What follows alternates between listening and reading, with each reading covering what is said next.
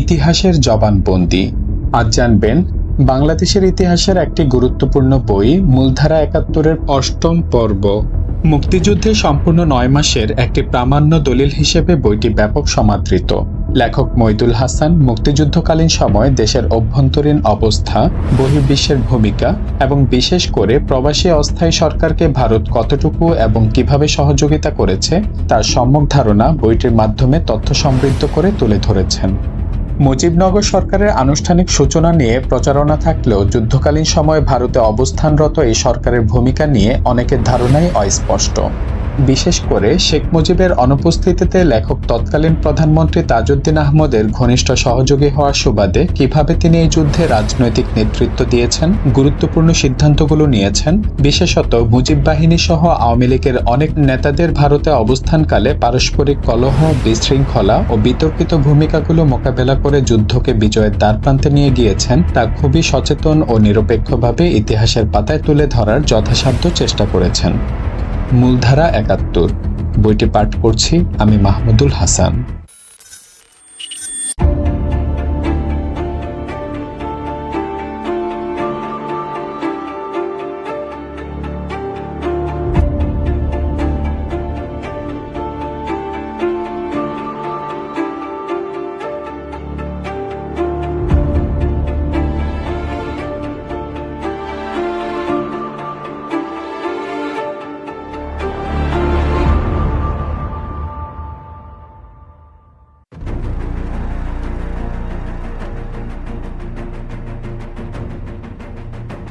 অধ্যায় ১৩, September October.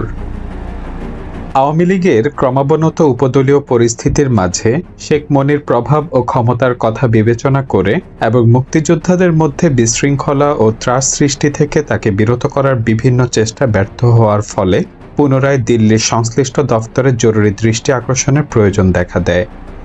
এই উদ্দেশ্যে ডিপি ধরের পরামর্শ অনুযায়ী ১২ সেপ্টেম্বরে তাজউদ্দিন আমাকে দিল্লি পাঠান। ডিপি ধর পরদিন বিকেল ৪টায় নয়াদিল্লির প্রধান সচিবালয়ে সাউথ ব্লকে রয়ের প্রধান রামনাথ কাওয়ের সঙ্গে আমার সাক্ষাৎকারের ব্যবস্থা করেন।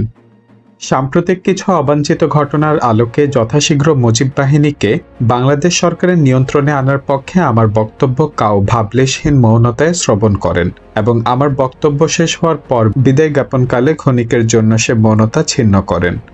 ৪ সপ্তাহ আগে কাও তাজউদ্দিনের বক্তব্যের জবাবে যে নীরবতা প্রদর্শন করেন তদপেক্ষা কোনো উন্নত সৌজন্য আমার প্রাপ্য ছিল না। পরদিন সকালে ডিপি ধরকে আমি জানাই যে পূর্ববর্তী অপরাহ্নের সাক্ষাৎকারের পরেও পরিস্থিতির কোনো উন্নতির সম্ভাবনা যেহেতু দৃষ্টিগোচর নয়, সেহেতু প্রতিশ্রুতি সর্বোচ্চ মহলের হস্তক্ষেপে মুক্তিযুদ্ধের এই দ্বৈত কমান্ডের অবসান একান্ত অপরিহার্য। উত্তরে তিনি আমাকে অধ্যাপক PN ধরের, তখন ভারতের প্রধানমন্ত্রীর সচিব, তার সঙ্গে অপরাহ্নে সাক্ষাৎ করে সংশ্লিষ্ট পরিস্থিতি অবহিত করার পরামর্শ দেন। যথাসময়ে আমি তা সম্পন্ন করি বটে, কিন্তু ক্রমশ এই ধারণা আমার মনে প্রবল হয়ে উঠতে থাকে মুজিব বাহিনীর স্বতন্ত্র কমান্ড বজায় রাখার পক্ষে ভারত সরকারের পূর্বেকার সিদ্ধান্ত এমনই জোরালো যে এর পুনর্বিবেচনার ক্ষেত্র প্রস্তুতের কাজে আমি হয়তো ব্যবহৃত হয়ে চলেছি। সন্ধ্যায় ডিপি ধরের সঙ্গে অপেক্ষাকৃত দীর্ঘ বৈঠকে প্রসঙ্গটি পুনরায় উত্থাপিত হয়, কিন্তু কোনো সিদ্ধান্তের আভাস তার বক্তব্যে ছিল না। বরং দুদিন বাদে কলকাতায় যাওয়ার পর ন্যাপ সিপিবি কর্মীদের মুক্তিবাহিনীতে অন্তর্ভুক্ত করার ব্যাপারে সিদ্ধান্ত দিতে সক্ষম হবেন এই মর্মে তিনি একটা স্পষ্ট ইঙ্গিত রাখেন। মুজিব বাহিনী প্রশ্নে ভারসাম্য বিধানের জন্য বামপন্থীদের মুক্তিবাহিনীতে নেওয়ার পক্ষে আমাদের অনুক্ত যুক্তি যেমন তার দৃষ্টি এড়ায়নি, তেমনি ভারতীয় প্রশাসনের অভ্যন্তরে প্রতিকূল বিভিন্ন ধারা সত্ত্বেও এ বিষয়ে তার সহযোগিতার প্রয়াস আমাদের অগোচরে থাকেনি। আমি দিল্লি থেকে ফিরে আসার একদিন পরে অর্থাৎ ১৬ সেপ্টেম্বরে ডিপি ধর ৩ দিনের জন্য কলকাতা আসেন। তার প্রধান আলোচনায় ছিল তাজউদ্দিনের সঙ্গে বাংলাদেশের সর্বাত্মক মুক্তির লক্ষ্যে বাংলাদেশ ও ভারত অদূর ভবিষ্যতে কোনো সহযোগিতা চুক্তিতে পৌঁছাতে পারে কিনা সেই সম্ভাবনার অন্বেষণই ছিল এই আলোচনার মূল বিষয়। ভারতের অনুসৃত নীতি তখন পর্যন্ত মুক্তিযোদ্ধাদের সম্প্রসারিত ভিত্তিতে সাহায্য করার অতিরিক্ত কিছু নয়। সামরিক পর্যায়ে অবস্থান অঞ্চল গঠনের জন্য লেফটেন্যান্ট জেনারেল KK সিং এর পূর্ববর্তী পরিকল্পনা যদিও ম্লান ও পর্যালোচনার অধীন, তবুও সরকারিভাবে তখনও তা পরিত্যক্ত নয়। সর্বোপরি আন্তর্জাতিক শক্তির ভারসাম্য তখনও ভারতের সামরিক ব্যবস্থা গ্রহণের অনুপযোগী। ভারত সোভিয়েত মৈত্রী চুক্তি ভারতকে পাক চীন যুদ্ধ আক্রমণের আশঙ্কা থেকে মুক্ত করলেও এবং তার ফলে ভারতের পক্ষে বাংলাদেশের মুক্তিযোদ্ধাদের জন্য সাহায্য সহযোগিতা বাড়ানো সম্ভব হলেও ভারত পাকিস্তানের বিরুদ্ধে কোনো পূর্ণাঙ্গ যুদ্ধ জড়িয়ে পড়ুক তা সম্ভবত সোভিয়েত ইউনিয়নের কাম্য ছিল না। ভারত যে পাকিস্তানের বিরুদ্ধে স্বল্প সময়ের মধ্যে চূড়ান্ত সামরিক বিজয় লাভে সক্ষম তাও ছিল প্রমাণ সাপেক্ষ। ফলে একদিকে আমেরিকা বা জাতিসংঘের হস্তক্ষেপে উপমহাদেশে যুদ্ধবিরতি ও স্থিতাবস্থা ঘোষণা এবং অপরদিকে এই ইস্যুতেই মার্কিন যুক্তরাষ্ট্রের সঙ্গে অনিবার্য কূটনৈতিক সংঘাতের মাধ্যমে দাতাত প্রক্রিয়া ও নিরস্ত্রীকরণ আলোচনার ক্ষতিসাধন, এই দুই আশঙ্কাবোধ থেকে সোভিয়েত ইউনিয়ন যদি পাক ভারত যুদ্ধ এড়ানোর জন্য তখনও সচেষ্ট থেকে থাকে তবে বিস্ময়ের কিছু ছিল না। তাছাড়া আমেরিকার মাধ্যমে পাকিস্তানি জান্তাকে শেখ মুজিবের সঙ্গে সমঝোতায় পৌঁছানোর জন্য চাপ সৃষ্টির সুযোগ যে সম্পূর্ণ নিঃশেষিত, সম্ভবত সে উপলব্ধিতে পৌঁছতে সোভিয়েত ইউনিয়নের তখনও বাকি। সোভিয়েত নীতি নির্ধারকদের রাজনৈতিক যুক্তিবিন্যাস সম্পর্কে ঘনিষ্ঠ অভিজ্ঞতা থাকার ফলে ডিপিধরের পক্ষে সোভিয়েত অবস্থান আরও কিছু নিকটতর করার সম্ভাবনা আঁচ করা হয়তো সম্ভব ছিল। পাকিস্তানি হামলায় মাত্র 5 মাসে শরণার্থীর সংখ্যা 80 লক্ষ অতিক্রম করার পর এবং বিশেষত পাক বাহিনীর কাফের নিধন কর্মসূচির বিশেষ লক্ষ্যে পরিণত হওয়ায় পাকিস্তানি সৈন্যের পূর্ণ অপসারণ ব্যতীত অধিকাংশ সংখ্যালঘু সম্প্রদায়ভুক্ত শরণার্থীর স্বদেশ প্রত্যাবর্তনে অক্ষমতা পরিদৃষ্ট হওয়ার পর বাংলাদেশকে মুক্ত করার জন্য সামরিক ব্যবস্থা গ্রহণ করা ছাড়া ভারতের কোনো সত্যিকার বিকল্প ছিল না। কাজেই সোভিয়েত মনোভাবকে এই প্রশ্নে অনুকূল করার জন্য সর্ব উপায়ে সচেষ্ট হওয়া তাদের জন্য অত্যন্ত সঙ্গত ছিল। কলকাতায় ডিপিধরের বহুমুখী ব্যস্ততা ও আলাপ আলোচনার মাঝে যে সীমিত বিষয় নিয়ে আমার সঙ্গে তার আলোচনা হয় সেই বিষয়ে রক্ষিত নোটের উদ্ধৃতি সে সময়ের অবস্থা উপলব্ধির পক্ষে সহায়ক হতে পারে। 17 September. Met DP at 8:30 AM. Now that a consultative committee has been formed, restrictions against recruiting NAP CPB workers as FF can be waived if the Bangladeshi PM gives the clearance, said DP. As I mentioned that such clearance would be readily available, DP wanted to know how many of left workers could be mobilized for recruitment and how fast. Secondly, he wanted the clearance should be communicated to him by Tajuddin himself and if possible by tomorrow before he left Kolkata, so that necessary orders could be issued speedily.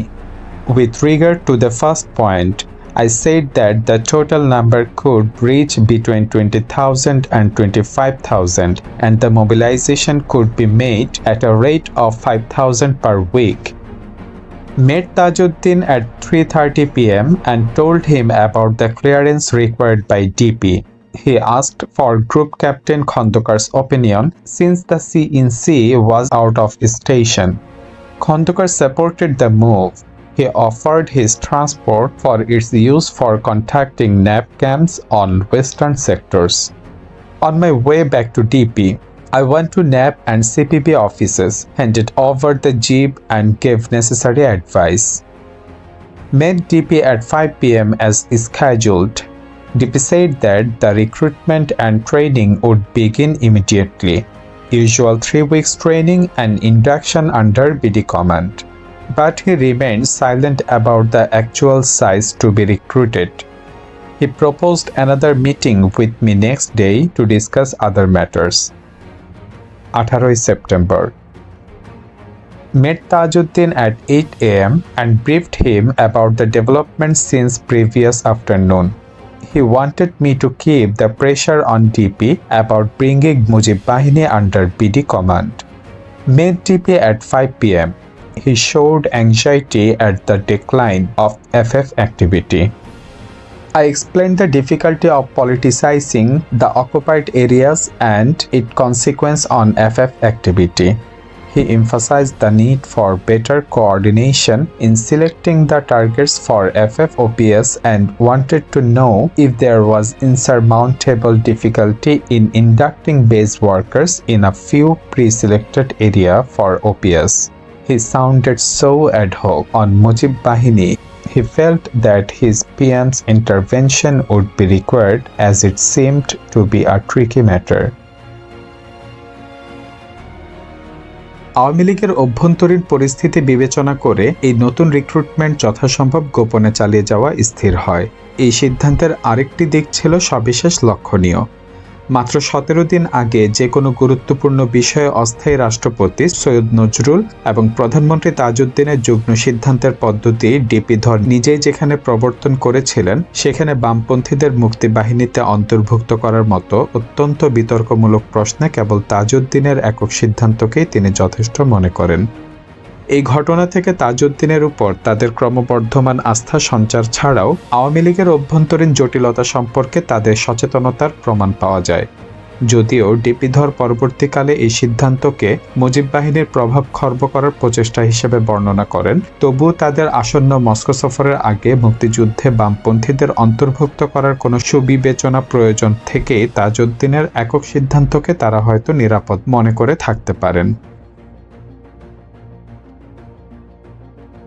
মুক্তিবাহিনীতে বামপন্থীদের অন্তর্ভুক্ত করার ক্ষেত্রে কেবল আওয়ামী লীগের একাংশের নয়, ভারতের দক্ষিণপন্থী মহলের তীব্র বিরূপ প্রতিক্রিয়ার আশঙ্কা কোনো অংশে কম ছিল না। জাতীয় উপদেষ্টা কমিটি গঠনের প্রসঙ্গে তাদের অভিমত থেকেও প্রতিক্রিয়ার তীব্রতা আঁচ করা চলে। তাজউদ্দিন ও ডিপিধরের সম্মতির ফলে যেদিন বামপন্থীদের রিক্রুট করার সিদ্ধান্ত হয়, ঠিক সেদিনই অর্থাৎ 17 সেপ্টেম্বরে দিল্লির এক সাংবাদিক সম্মেলনে ভারতীয় পার্লামেন্ট সদস্য এবং বাংলাদেশের জন্য জাতীয় সমন্বয় কমিটির আহ্বায়ক অধ্যাপক সমর গুহ জাতীয় উপদেষ্টা কমিটি গঠনের জন্য ডিপিধর এবং ভারতের পররাষ্ট্র সচিব TN কলের বিরুদ্ধে অভিযোগ করে বলেন যে সোভিয়েত সাহায্য ও সমর্থন লাভের নামে জোর করে এই দুই ভারতীয় কর্মকর্তা বাংলাদেশ সরকারের নেতৃত্বে পরিবর্তন ঘটানোর চেষ্টা করেছেন।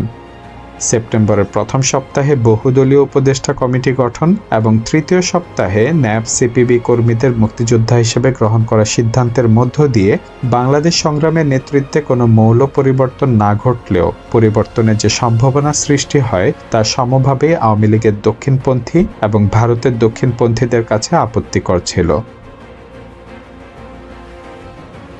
কিন্তু 23 সেপ্টেম্বরে ডিপিধরের মস্কো যাত্রাকালে কূটনৈতিক পাথেয় হিসেবে এর মূল্য সম্ভবত কম ছিল না। এর 4 দিন বাদে ইন্দিরা গান্ধী সোভিয়েত নেতৃবৃন্দের সঙ্গে আলাপ আলোচনা করার জন্য মস্কো যান। ইন্দিরা গান্ধীর মস্কো যাত্রার আয়োজন চলাকালে তাজউদ্দিন বাদে প্রায় সমগ্র বাংলাদেশ নেতৃত্বের দৃষ্টি নিবদ্ধ ছিল জাতিসংঘ সাধারণ পরিষদে বাংলাদেশের প্রতিনিধি দলের প্রেরণের বিষয়কে কেন্দ্র করে। সেপ্টেম্বরের তৃতীয় সপ্তাহ পর্যন্ত খন্দকার মোশতাকের ধারণা ছিল তিনি এই প্রতিনিধি দলের নেতৃত্ব করতে চলেছেন। স্টেট ডিপার্টমেন্টের জন আরউইন ভারতের রাষ্ট্রদূতকে প্রবাসী সরকারের একাংশের সঙ্গে গোপন মার্কিন যোগাযোগের বিষয় জানানোর পর খন্দকার মোশতাকের আমেরিকা সফরের বিষয়ে যখন নতুন করে চিন্তাভাবনা শুরু হয়, তখন 8 সদস্য বিশিষ্ট এক প্রতিনিধি দল 21 সেপ্টেম্বর নিউ ইয়র্কের উদ্দেশ্যে রওনা হন। যুক্তরাষ্ট্রে অবস্থানরত আরও 3 জন প্রতিনিধি এদের সঙ্গে যুক্ত হন এবং বিচারপতি আবু সাইদ চৌধুরী এদের নেতৃত্ব দান করেন। ইতিমধ্যে পাকিস্তান ও আমেরিকার প্রচেষ্টার ফলে মুক্তিযোদ্ধাদের তৎপরতা বন্ধের জন্য জাতিসংঘকে পুনরায় যে ভূমিকায় দাঁড়া করানোর চেষ্টা করা হয় তা নেপথ্য সোভিয়েত প্রচেষ্টায় ব্যাহত হয়। সাধারণ পরিষদের নবনির্বাচিত সভাপতি আদম মালিক পাকিস্তান ও ভারতকে দ্বিপাক্ষীয় আলোচনা শুরু করায় সম্মত করানোর প্রয়োজন উল্লেখ করে বলেন, সাধারণ পরিষদে এই বিতর্ক ফলপ্রসূ না হওয়াই সম্ভব। পাকিস্তানের পক্ষে মাহমুদ আলীর অভিযোগ এবং ভারতের সমর সেনের জবাব ও পাল্টা অভিযোগের মধ্য দিয়ে সাধারণ পরিষদে বাংলাদেশ বিষয়ক বিতর্ক শেষ হয়। এ সময় বাংলাদেশ প্রশ্নে গুরুত্বপূর্ণ কূটনৈতিক তৎপরতা শুরু হয় মস্কোতে এবং তার ফলে পরিস্থিতির মৌলিক উন্নতি ঘটে। 28 এবং 29 সেপ্টেম্বরে ইন্দিরা গান্ধীর মস্কো সফরকালে উভয় দেশের নেতৃবৃন্দের আনুষ্ঠানিক বক্তৃতা এবং শীর্ষ বৈঠকের শেষে প্রকাশিত যুক্ত ইশতেহার থেকে বাংলাদেশ প্রশ্নে সোভিয়েত ভূমিকার স্পষ্ট পরিবর্তন লক্ষ্য করা যায়। যুক্ত ইশতেহারের মূল অংশে বলা হয়, উপমহাদেশের শান্তি সংরক্ষণের স্বার্থে উদ্ভূত সমস্যার রাজনৈতিক সমাধান অর্জনের লক্ষ্যে পূর্ব বাংলার মানুষের বাসনা, অবিচ্ছেদ্য অধিকার ও আইনানুগ স্বার্থের প্রতি শ্রদ্ধাশীল হয়ে এবং শরণার্থীদের দ্রুত গতিতে ও নিরাপদে সম্মান ও মর্যাদার পরিবেশে স্বদেশে ফেরত পাঠানোর উদ্দেশ্যে জরুরি ব্যবস্থা গ্রহণ করা প্রয়োজন। যুক্ত ইশতেহারে আরও বলা হয় যে পরিস্থিতি গুরুতর হয়ে ওঠায় ভারত ও সোভিয়েত উভয় পক্ষ এ ব্যাপারে যোগাযোগ ও মতবিনিময় অব্যাহত রাখবে। এই শেষোক্ত ঘোষণা থেকে ইঙ্গিত পাওয়া যায়, ভারত সোভিয়েত মৈত্রী চুক্তিতে বর্ণিত যোগাযোগ ও মতবিনিময় সংক্রান্ত ধারা কার্যকর হবার মতো পরিস্থিতির উদ্ভব ঘটেছে বলে উভয় পক্ষ মনে করে। বাংলাদেশের প্রশ্নে সোভিয়েত ভূমিকার পরিবর্তন ঘটে ২৮ সেপ্টেম্বরে মস্কো শীর্ষ বৈঠকে ইন্দিরা গান্ধীর সঙ্গে ৩ সোভিয়েত নেতা ব্রেজনেভ, পদগর্নি এবং কোসিগিনের ৬ ঘণ্টাব্যাপী আলোচনার ফলে। এই শীর্ষ বৈঠকের ১.৫ বছর পর বৈঠকের পঞ্চম অংশগ্রহণকারী ডিপি ধর আমাকে যে বিবরণ দান করেন, তদ্রূপ বিবরণ সম্ভবত আজও অন্যত্র প্রকাশিত নয়। এর ঐতিহাসিক মূল্যের কথা বিবেচনা করে এই বিবরণের লিপিবদ্ধ সংক্ষিপ্তসার হুবহু উদ্ধৃত করা হলো। Till now the Soviet side was preoccupied with the need for avoiding war in the subcontinent. In a long, remarkable presentation, Mrs. Gandhi narrated the difficulties with the refugees, Pakistan's intransigence and India's very limited choice of building up military pressure while keeping the door open for political solution. Both sides then had a discussion to assess the stamina of the liberation struggle, its capacity to sustain itself inside Bangladesh, commitment of the Awami League leadership for independence and the extent of its break with West Pakistan. Brezhnev observed that there is an element of national liberation in the present situation, to which Podgorny gave a nod. Finally, the Soviet leaders wanted to know what India expected them to do. Flexible attitude was adopted by both the sides for both political solution based on Mujib's release and building up India's armed preparedness, should she be embroiled in a military conflagration. Soviet arms assistance was assured to be quickened, but not more than normal supplies except for some weapons for freedom fighters should the struggle prolonged. This meeting was the major turning point towards the liberation war. Bangladesh মুক্তি সংগ্রামের ইতিহাসে ২৮ এবং ১৯ September এক গুরুত্বপূর্ণ দিন, কেননা এই প্রথম বাংলাদেশের পরিস্থিতির মাঝে জাতীয় মুক্তি সংগ্রামের উপাদান বর্তমান। এই স্বীকৃতির ভিত্তিতে এবং এই পরিস্থিতি ভারতকে সামরিক প্রস্তুতি জোরদার করার পক্ষে বিশ্বের অন্যতম বৃহৎ শক্তির সম্মতি বাংলাদেশের মুক্তির জন্য ভারতের সর্বাত্মক সহায়তার পথ উন্মুক্ত করে। ভারতের সামরিক প্রস্তুতির পাশাপাশি যে রাজনৈতিক সমাধানের জন্য সচেষ্ট হওয়ার কথা বলা হয়, সেই সমাধানের শর্তাবলী যা যুক্ত ইশতেহারে ঘোষণা করা হয়, কার্যত ছিল বাংলাদেশের পূর্ণ স্বাধীনতার দাবির নামান্তর।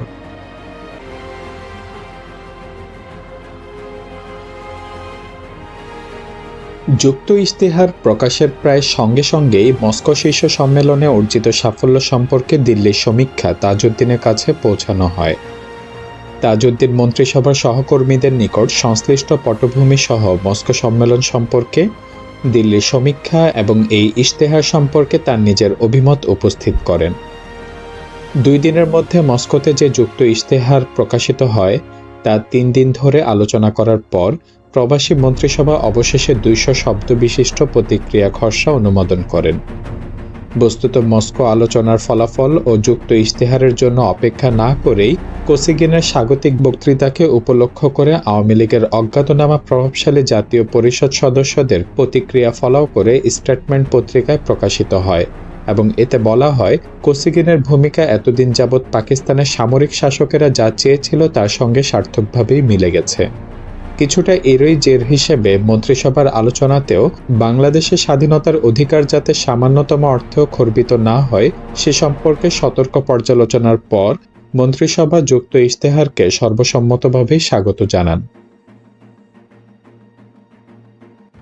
The joint statement of Indian Prime Minister Mrs. Indira Gandhi and Soviet leaders reflects a deep understanding of the Bangladesh issue in the Kremlin, while suggesting a political solution of the problem. The joint statement advocates urgent measures paying regard to the wishes, the inalienable rights and lawful interests of the people of East Bengal. These three basic principles can only lead to the support of total independence of Bangladesh, for which the 75 million people of Bangladesh are shedding blood every moment. Due importance has been given in this joint statement with regards to speedy return of refugees to their homes with honor and dignity.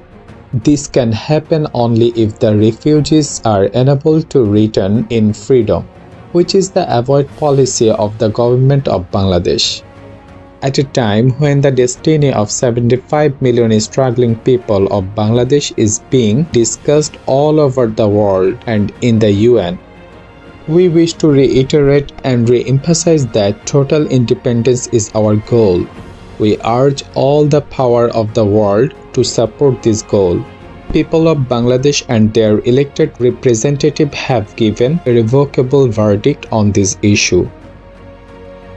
Moscow শীর্ষ বৈঠকে বাংলাদেশ সংকট সমাধানের মূল নীতি সম্পর্কে মতৈক্য প্রতিষ্ঠিত হলেও প্রথম দিকে তা বাস্তবায়নের উপায় ও পদ্ধতির প্রশ্নে মস্কো ও দিল্লির ভূমিকায় কিছু পার্থক্য দেখতে পাওয়া যায়।